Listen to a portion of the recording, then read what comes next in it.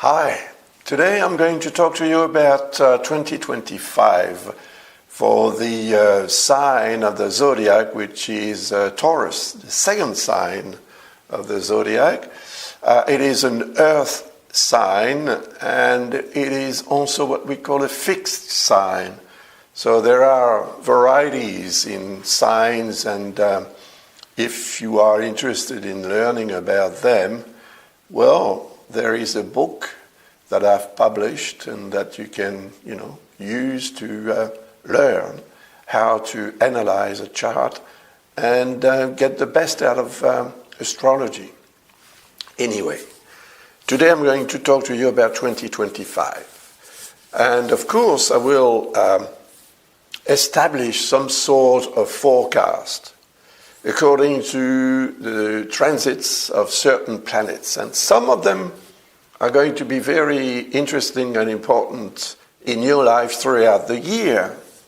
So let's have a look at the first one I want to talk to you about, and it is a planet that has a lot of people talking, especially on the internet. If you watch other astrologers, they will of course, mention this major transit, which is going to begin on the 20th of November 2024. Today is the 16th of October 2024. So in a bit more than a month's time, Pluto changes sign from Capricorn to Aquarius. It's already been twice in Aquarius, but due to a phenomenon that we call retrogradation, the planets seem to be reversing in Capricorn a couple of times. But from the 20th of November onwards, Pluto is going to settle in Aquarius for 20 years. That's a long time. I'm writing a book about this long transit. If you're interested, it will be published on the 20th of November. So let's have a look at what Pluto is telling us about, the future for Taurus-born people. So here it is at the moment. It's still in Capricorn at the moment, but you see, it's very near the beginning of the Aquarius. So when it does, it's going to create, with your sign, what we call a discordance, like so. It's a square, which is a 90-degree angle. Here we have an air sign. Aquarius is an air sign, and Taurus is an earth sign. So earth and air, well, you can mix them together, but what do you get? Earth. Air is everywhere, invisible. So that's why we consider in astrology that between those two elements, it's not really a perfect marriage. So we consider that it is a discordance. So the discordance is something like a challenge. And the challenge for you is most probably to accept the end of something or someone. It could be the end of a relationship. It could be the end of a certain manner of leading your life. It could be anything in accordance with your own life and own chart as well, naturally.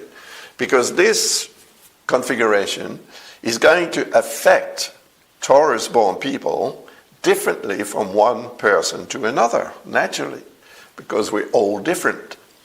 And Pluto represents Scorpio, this sign here, which is right across yours. And because it is right across, it is what we call the seventh sign from yours. So it is naturally linked to the seventh house, which represents the other person in your life. Partnership, marriage, partner. And other people with whom you are connected on a daily basis, I would say, or at least on a regular and important basis. So that's probably where the energy of Pluto is going to work.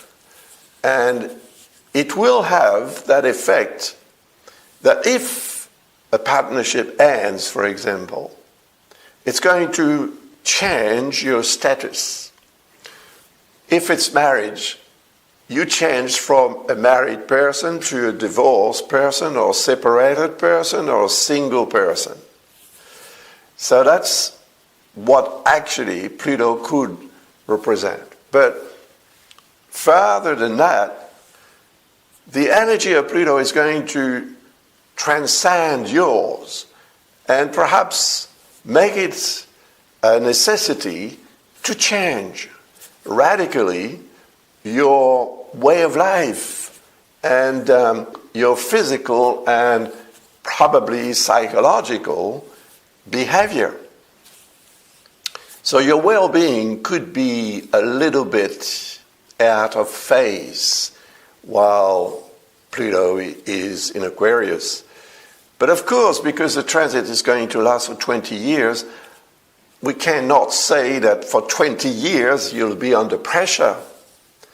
But perhaps for 20 years it may seem to you a bit more difficult to recover if you fall ill, for example. If you fall down, to get up again.